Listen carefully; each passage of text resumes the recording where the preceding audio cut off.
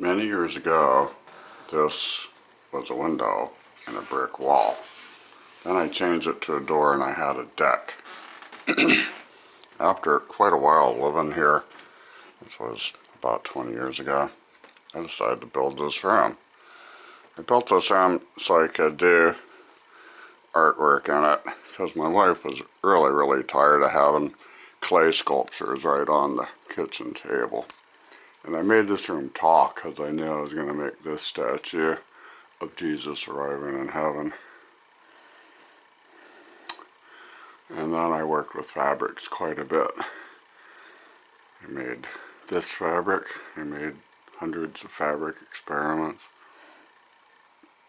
This is an early fabric experiment. Very fine guitar player gave me this fabric. So for many years I did clay sculptures. I was working up to bronze sculptures with this room. This room cost me about $15,000 in materials, and I took about 2 months from the time we broke the ground, where I had a guy running a back hat and another guy running a dump truck to get the dirt out, to completion. 2 months from the time we broke the ground to the time we got done. I had a guy help me hang the sheetrock, and I had a crew of guys nail the roof on, because honestly they were a lot faster, and you don't want to hang sheetrock yourself. That's horrible. I know quite a bit of it. So I was working 12 hours a day, 7 days a week, and that's all I wanted to do. Staying up late. It was in the winter too. Kept me busy, and probably cost more than $15,000, because I remember after that I spent $1,700 just on the windows for the downstairs. This has got an unheated workshop directly under it. It's very waterproof. I never did seal it up very good to try to keep it warm in the winter. I always wanted it to have a lot of air leakage so I wouldn't, asphyxiate doing certain kinds of things. But this room is pretty amazing, and why I'm making this video, it's simple. I mean, it's very simple. It's just 2x4 stud construction and 2x8 rafters, and it has a beam supporting the rafters. Okay, I did all this by myself. One guy did it, and I'm not a giant of a man. I'm like 6'4" and 170 pounds, so, I mean, if I can do it, most anyone could do it. If you got the knowledge, there's a lot of building trade knowledge in there. But this room, fairly low cost, has these windows. They're certainteed windows. They're very popular. One of the best, perhaps the best, vinyl window, relatively low cost, that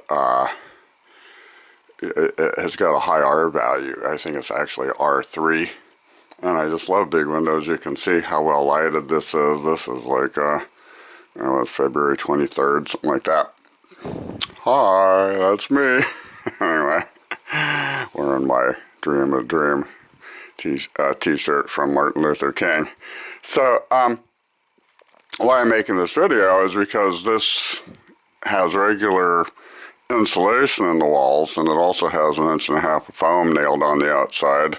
So I believe I just nailed that right onto the wafer board plywood, and then I caulked the joints of the plastic foam, and then I nailed on the siding, and I just taped I got windows without flanges because they were considerably cheaper. And then I got roof overhangs, so leakage isn't that much of a problem. If I did it now, I could do it a lot better. I didn't use tie back or any kind of house wrap. Everyone knows that siding leaks water. I do believe in roof overhangs. I wish I'd have put a bigger roof overhang. After I built it, I realized I might have moisture problems with moisture going out through the walls and then into the OSB plywood. So I don't really know, and it's hard to measure that. Some people say you should put moisture meters in the wall when you build the place. I don't know, but I got a roof that's fairly leaky. I know that because raccoons used to like hang out up there. It was warmer, right on top of my roof here. It's just a regular single roof.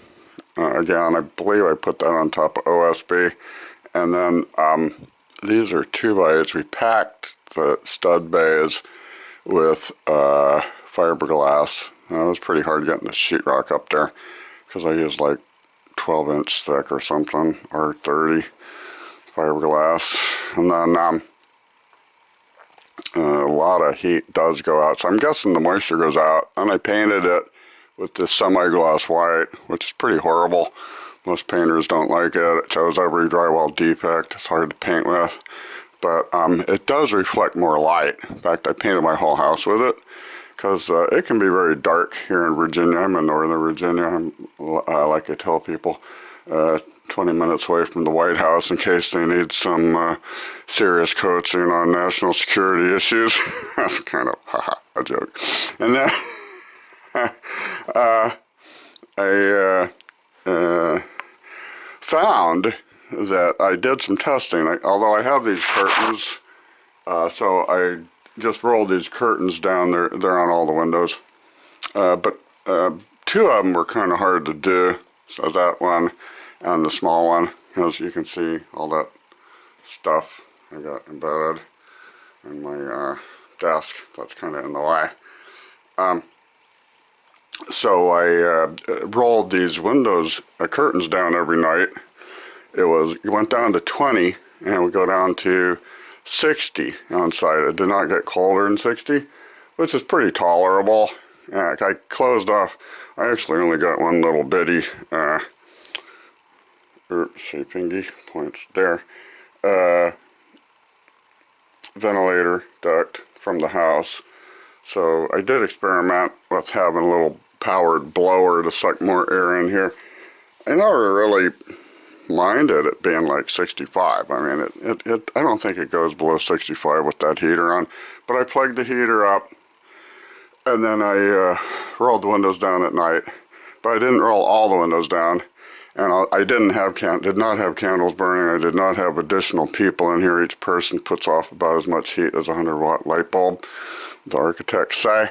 I didn't do any of that, and it still went right up to 70 as soon as the light started coming through. If it did, but we had a sunny day, and it never went below 60. I finally got tired of being at 60. I undid the duct. Oh, I kept this door. You know, the door we walked through here is actually the exterior door. I never changed it because I kind of liked it. I can close it off. Keep the wife and kids on that side.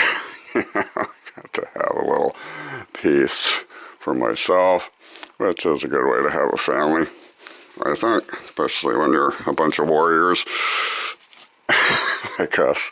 And so this room performed perfectly for something that's relatively inexpensive. The only true addition was these windows are huge. I mean, they're 4x8. You don't find them outside of an industrial building. They let the morning light in. In the summer, you can see the trees out there, the bushes and stuff, completely shaded. In fact, I got to whack back my my jungle pretty often. And this side, which is more the southwest side, this is not a perfect southern orientation. I didn't have much choice when I built it. That bush is a giant weed. It's a hardy kiwi that produces a lot of fruit, has beautiful leaves and stems. It's been very popular in gardens as a decorative element for quite some time. And I've had that. I have several of them that are like 30 years old. Planted them when I moved into this place. But it shades this side very well. Sometimes I put a little umbrella up to fill a hole in. Because, man, when that western sun comes baking in here in the summer. So this room, we don't air condition it. We get a little bit from the house, which takes the humidity out. but my boys and me, we don't mind like 80 degrees. We kind of like it hot. If it's not too humid, the humidity will kill you. So we just use some little fans, you know, these little $30 floor fans and $60 ones. The Vornado fans run forever. I've been using them in my business for years to dry drywall mud and stuff like that. So again, the reason I'm making this video is to let you know that you can build a relatively inexpensive structure. You can build it relatively quickly. I studied just practically every alternative quotation marks method there is, and they all are very, very, very labor intensive. You know, they want you to be a make a home buildable product, but the outcome is that you spend less money on materials and a lot more on labor, and not many people got a huge amount of free time. I just run my own business. I run a remodeling business, so it just happened. I don't know how it happened that I had a couple, 3 months off. Nothing to do it. It's just peculiar. I was kind of concerned it would interrupt the flow, because you know, if you're busy doing something, then you got this kind of flow going. And again, you know, I plowed right through this thing. It was like 2 months. You know, I got it done. So I did it so I could do all my artwork like this. Right after we got married, we were living in a room in my parents' house, and I was making clay. Wasn't really the best thing you could do, you know. A poor newlywed lady had to get used to a crazy artist, you know. Let's just say there's always conflicts in marriage and in any kind of relationship. That's pretty normal. I did not do this. I've done practically every other artwork you've seen in this room, and that was fun. I like doing art. At least I haven't done it for too long. We're doing other kinds of art now. And I just wanted to point it out to you because there's a lot of talk about small houses. Well, this is a 400 square foot house, this room. I actually figured out a way to brush my teeth over here. I just have my toothbrush in the baking soda, and then I use this to wash the toothbrush in the cup, pour the water in my house plants when it fills up, and then I also oftentimes dip it in brandy, which okay, makes it taste good, but kills all the bugs. And then I a lot of times put a little, like just a small amount.